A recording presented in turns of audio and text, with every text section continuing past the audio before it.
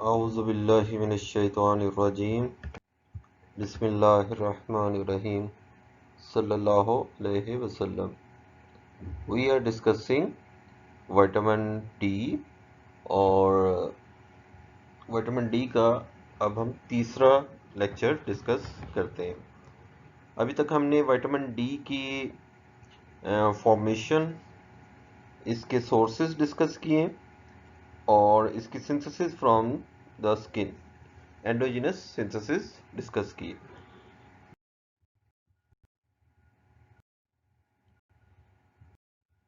Vitamin D की इस topic में हम मेटाबॉलिज्म डिस्कस कर लेते हैं।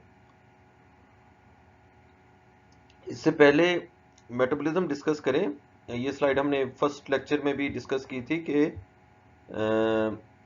हम विटामिन डी जो है डिफरेंट फॉर्मेशंस में मौजूद होता है in nature and with in the body. तो ये डिफरेंट बुक्स में ये डिफरेंट फॉर्मेशन डिफरेंट नेमिंग के साथ आती हैं। इसमें विटामिन D3 है, D2 है, फिर 1 हाइड्रोक्सिलेशन यानी कि 25 हाइड्रोक्सिलेशन वाली है, कैल्सिडायोल है, और जो एक्टिव विटामिन है जिसको हम विटामिन डी के प्रिंसिपल फंक्शन जो परफॉर्म करता है डेट इज कैल्सिट्रायोल और 125 हाइड्रोकोलीकैल्सिफिरोल। तो चाहे हम एनिमल सोर्स से लें या प्लांट सोर्स से लें या इंडिजिनस सोर्स में विटामिन D3 बॉडी में कन्वर्ट हो, अल्टीमेटली अनटिल अनलेस वो विटामिन कैल्सिट्रायोल में कन्वर्ट नहीं होगा उस वक्त तक विटामिन डी के फंक्शन, प्रिंसिपल फंक्शंस परफॉर्म नहीं कर सकता।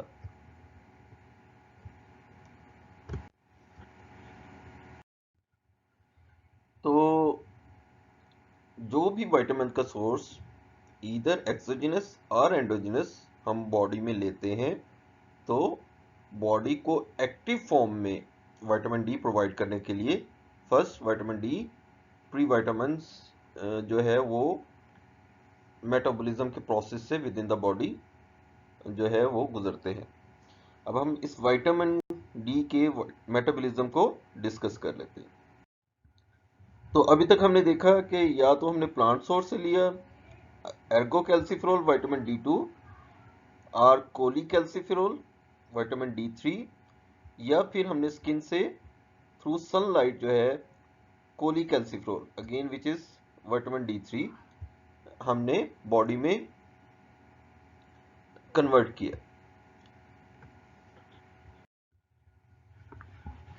अब चाहे ये एर्गोकैल्सिफेरॉल D2 और D3 हैं, ये दोनों फॉर्म जो है बायोलॉजिकल एक्टिव नहीं है, ये हमारे किसी काम की नहीं है। गो के बॉडी में विटामिन डी अपने प्रिकर्सर फॉर्म में मौजूद है, लेकिन अभी तक जस्ट लाइक रेटिकुलोसाइट और नॉर्मोब्लास्ट ये ऑक्सीजन को कैरी नहीं कर सकते।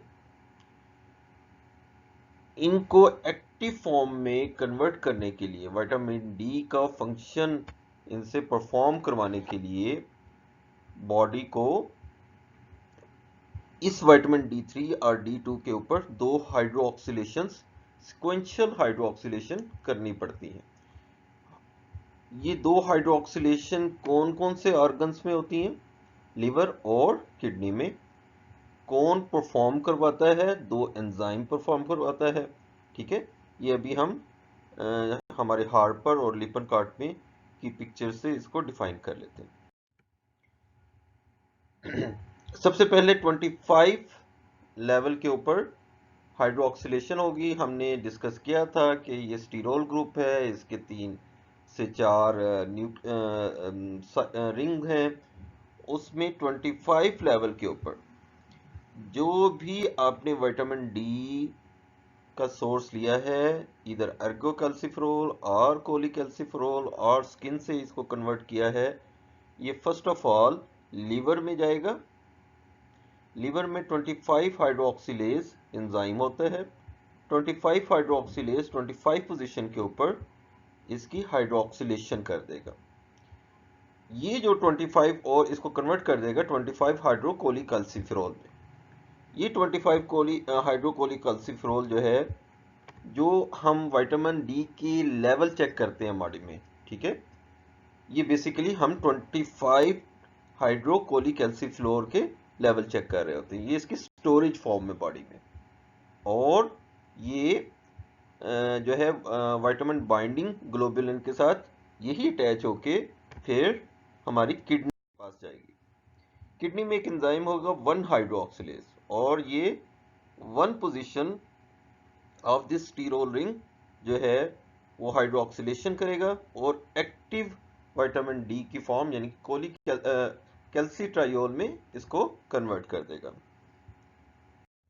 अब हार्पर की बहुत ज़बरदस्त डायग्राम है यहाँ, ये हम डिस्कस कर लेते हैं। विटामिन D3 आपने एनिमल सोर्स से या फिर आपने स्किन के सोर्स से विटामिन D3 बॉडी में कन्वर्ट किया है, बॉडी में हासिल किया है। ये विटामिन D3 जो है लीवर में आएगा, और at the 25th position by the action of 25 hydroxylase जो है इसकी हाइड्रोक्सिलेशन होगी, और ये कन्वर्ट हो जाएगा कोलीकैल्सिफेरॉल कन्वर्ट हो जाएगा कैल्सीडायोल, या इसको हम 25 हाइड्रोकोलीकैल्सिफेरॉल भी कहेंगे। स्टिल जो है ये कैल्सीडायोल अभी एक्टिव फॉर्म में नहीं है। इसको फर्दर एक्टिव फॉर्म में कन्वर्ट करने के लिए यही हमारा इंटरमीडिएट किडनी के पास जाएगा, और किडनी में एंजाइम होगा 1 hydroxylase. 1 hydroxylase at the position 1 इसकी हाइड्रोक्सिलेशन करेगा और इसको एक्टिव फॉर्म में कन्वर्ट कर देगा, यानी कि 125 हाइड्रोकोलीकैल्सिफेरॉल और कैल्सीट्रायोल। कैल्सीट्रायोल बेसिकली विटामिन डी की वो फॉर्म है जो कि इसके सभी फंक्शन परफॉर्म कर सकती है। लिपनकार्ट में भी ये चीज बताई गई है कि जैसे ही 125 डाईहाइड्रोकोलीकैल्सिफेरॉल बनता है, ये अपने ही लेवल को स्प्रेस करता है। ये अपने ही लेवल को किस तरीके से स्प्रेस करता है? 1 हाइड्रोक्सिलेज को स्प्रेस करके, ठीक है।